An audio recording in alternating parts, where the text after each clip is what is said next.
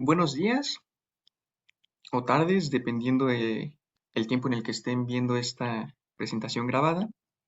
Yo soy Miguel Villalobos, estudiante de Ingeniería Física en la Facultad de Ingeniería de nuestra Universidad Autónoma de Querétaro.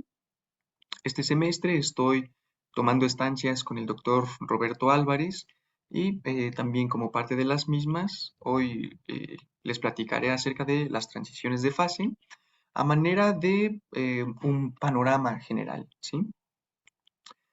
Entonces, para comenzar, en lugar de quizá dictar alguna definición, digamos, me gustaría más bien que viéramos este término y lo que significa en acción, ¿sí? Y para ello, eh, propongo plantear un escenario imaginario.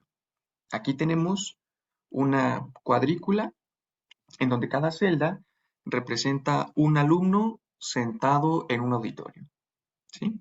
Aquí, en la imagen pongo una cuadrícula de 7 por 7, pero imaginemos algo más amplio, por ejemplo, 100 por 100, algo así, ¿sí?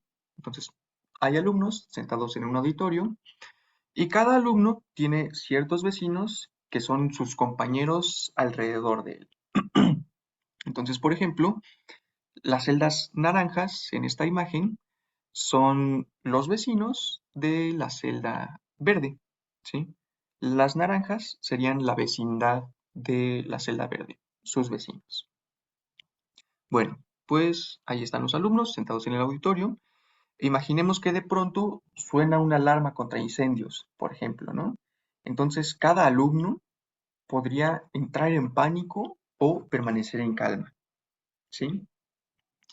Y vamos nosotros a definir si un alumno entra en pánico o mantiene la calma de forma aleatoria con cierta probabilidad P, ¿sí? P puede valer 10%, 5%, 30%, 50%, etcétera.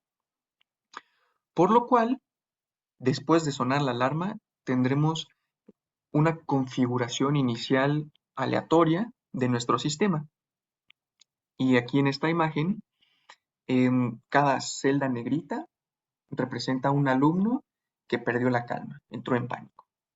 Las celdas blancas son los alumnos tranquilos, ¿sí? En un estado normal.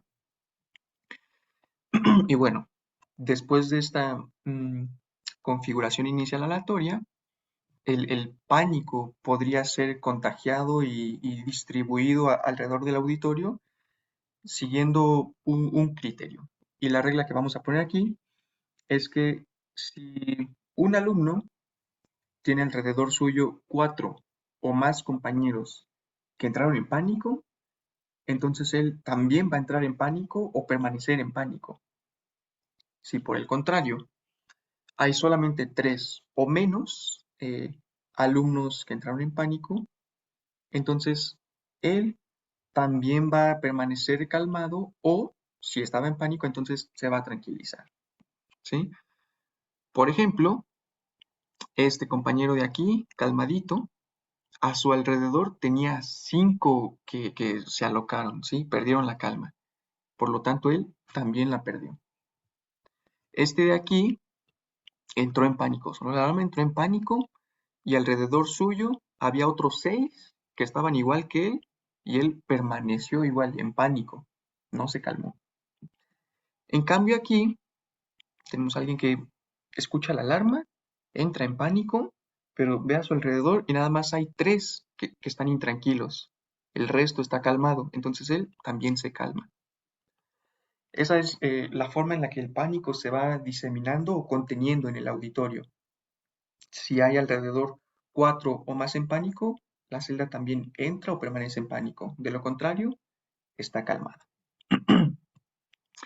Y nosotros podemos dar cierto valor a esa probabilidad y observar que con el tiempo,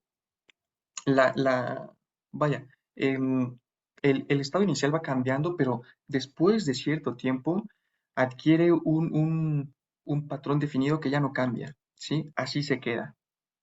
Este es un ejemplo con un valor de P del 10%.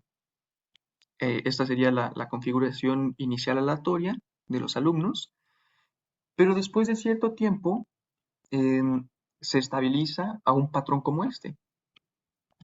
Ese es otro ejemplo: 12%, 17%, 20%, 22%. Y pues en general lo que vemos es que después de cierto tiempo em, vemos manchitas aisladas de grupos de alumnos que entraron en pánico, pero el auditorio en general está en calma, ¿sí?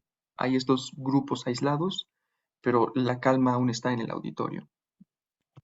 23%, lo mismo, ciertas manchitas aisladas por todo el auditorio. 24%, 26%, y alrededor de este valor nosotros podemos encontrar algo como esto: 25%, 26%, o algo como esto también, que el pánico se apoderó de todo el auditorio, no quedó ni un solo alumno en calma, lo cual para un caso de incendio pues es algo malo, ¿sí? Todos los letreros de qué hacer en caso de incendio, en caso de un sismo, comienzan con mantenga la calma. Entonces aquí este auditorio falló. Pero lo interesante aquí es que después nosotros continuamos variando el valor de esta probabilidad y lo que encontramos es lo mismo. Todo el auditorio está en pánico. De forma que empezamos a distinguir dos patrones de comportamiento, ¿sí? En uno vemos manchitas aisladas por todo el auditorio, mientras que en el otro, el auditorio completo perdió la calma. Y vemos que eso ocurre al cruzar cierto umbral de valor para la variable P, la probabilidad de que al inicio entraran en pánico o no. Antes de cierto rango de valores, el comportamiento que observamos es el de las manchitas. Después de ese valor es el comportamiento de todo el auditorio lleno de pánico. Y es justamente ese el sentido de una transición de fase. Un patrón de comportamiento antes de cierto umbral y otro patrón de comportamiento después de ese umbral. Em, y notamos que estamos hablando del comportamiento colectivo, ¿sí? Un patrón de comportamiento colectivo al cruzar cierto valor o rango eh, de valor que puede adquirir alguna variable en el sistema. Y estos fases, ¿sí? Cada patrón es a lo que llamaríamos fase, y cambiar de una fase a otra podría deberse a que se han cambiado las características internas del propio sistema o también del ambiente. Y hay varios ejemplos. Uno con el cual convivimos de forma cotidiana es el agua. Aquí nosotros tenemos una gráfica para los estados en los que se puede encontrar el agua, y digamos que nosotros fijamos cierta temperatura, ¿sí? En este eje tenemos temperatura y en este atmósfera. Fijamos cierta temperatura y vamos variando la presión. Vamos variando la presión desde aquí. Aquí estamos en vapor, vapor, vapor, vapor. Y cruzando este límite, entramos ahora a sólido. Hubo un cambio de los estados, una transición de fase. O por ejemplo, digamos que fijamos cierta presión y vamos variando la temperatura. Nosotros estamos en sólido, sólido, sólido, sólido, sólido. De repente cruzamos este valor para la temperatura y ahora nos encontramos en líquido, ¿sí? Líquido, líquido. De forma que estamos viendo cambios en la estructura, el comportamiento del agua, ¿sí? Una transición, por ejemplo, de vapor a líquido, de líquido a vapor, de líquido a sólido, de sólido a líquido, ¿sí? Transiciones de fase. Y la vemos no solamente en ejemplos como esto, sino en realidad por todas partes podemos encontrarlos. Por ejemplo, aves acosando un depredador. Resulta que generalmente cuando vuelan las aves, por ejemplo, al lugar donde duermen o cosas así, siguen la, la trayectoria de un número limitado de sus vecinos. Sin embargo, para algunos grupos de aves, cuando están acosando a algún depredador que se presenta, ahora empiezan a volar de acuerdo a un área alrededor de ellas y todas las que estén allí es a las que van a seguir, ya no un número limitado, sino un área alrededor de ellas.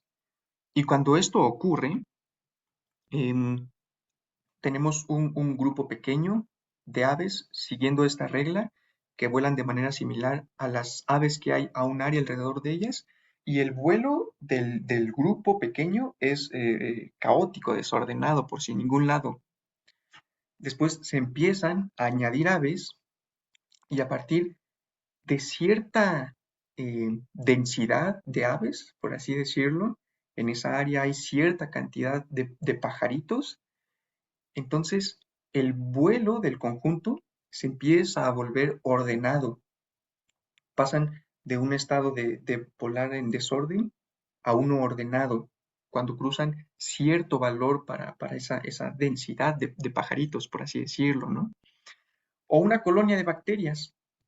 eh, Se empieza a crecer cierta muestra de una bacteria y para un nutriente crítico se dan diferentes concentraciones de ese nutriente y para diferentes concentraciones, de nuevo, se encuentra cierto valor a partir del cual uno puede encontrar un patrón de formación de esta colonia u otro distinto. Y, o un ejemplo muy curioso que me pareció, tenemos una imagen ahí en donde podríamos notar o dos rostros encontrados, que es la zona negra de la imagen, o una copa, ¿no? La zona blanca. Em, de forma que mm, la dinámica en nuestro cerebro se enfoca o en ver una, por ejemplo, los dos rostros, u otra, la copa, por ejemplo, ¿no? Y entonces puede estar ahí variando entre una fase u otra, dependiendo en lo que se enfoca a ver, qué chistoso, ¿no? Eh, y así podemos seguir platicando de ejemplos, son muchos los que podríamos encontrar. Vamos a ver, por ejemplo, otro importante, em, lo nombran como percolación, ¿sí? Una percolación es, por ejemplo, no sé, tenemos nosotros un filtro, quizá, de agua, con piedritas, todas esas cosas. Nosotros vertimos el agua y vemos si el agua llega hasta el fondo de ese filtro, ¿no? Si llega al fondo es que el agua ha percolado, ¿sí? Es más o menos la idea.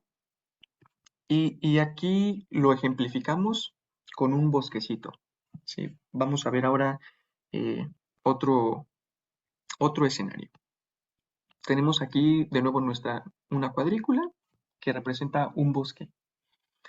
Y cada celda es un espacio del terreno. Ahí puede haber un árbol o no haber, dependiendo qué tan denso es ese bosque, ¿sí? En este caso ahora P representa justo eso, la densidad del bosque, la probabilidad de que en un lugar haya un árbol o esté vacío. Una probabilidad alta o una densidad alta es un bosque muy lleno de árboles. Una baja es con unos cuantos arbolitos por ahí nada más. Y ahora, digamos que nosotros, esta línea, el fondo, se incendia. Hay fuego ahí en el fondo. Y el fuego ahora puede transmitirse a los cuatro vecinos que un árbol tenga arriba, abajo, a la izquierda o a la derecha, si es que tiene. Entonces, aquí este árbol se prendió en fuego y el fuego se extendió a su derecha y hacia abajo, que es donde tenía árboles contiguos. Bueno, De nuevo nosotros podríamos modelar esto y según eh, la densidad del bosque o la probabilidad de que una celda esté ocupada o vacía, es que nosotros encontraríamos em, diferentes resultados en cuanto a si el fuego se extendió o qué tanto se extendió. Por ejemplo, para un valor de 0.55%, vemos que el fuego, pues, avanzó un poco, pero fue, pues, casi nada en realidad. La mayor parte del bosque se salvó. Si, por ejemplo, cambiamos el valor a 59, más o menos, vemos que efectivamente el fuego llegó hasta el otro extremo del bosque, pero encontramos huequitos de todos los tamaños, ¿sí? Desde grandes hasta chiquitos. Mientras que ahora, por ejemplo, para un valor de 65%, prácticamente todo el bosque se incendió, ¿sí? El fuego se extendió básicamente a todos lados. Podemos notar aquí, como un comentario, que intuitivamente nosotros sabríamos que si el bosque está más poblado, es más fácil para el fuego transmitirse. Pero notamos que esta relación entre la densidad y qué tanto se transmite el fuego en realidad no es tan lineal como uno podría pensar. Miren que para un valor de 0.55 para P tenemos casi nada de fuego que se extendió y 0.65 y todo ya se quemó. Entonces, solo como un comentario ahí vemos em, un comportamiento pues muy poco lineal. Y de nuevo, observamos em, dos patrones de comportamiento, dos fases, alrededor de cierto umbral para este valor P. Y por un lado,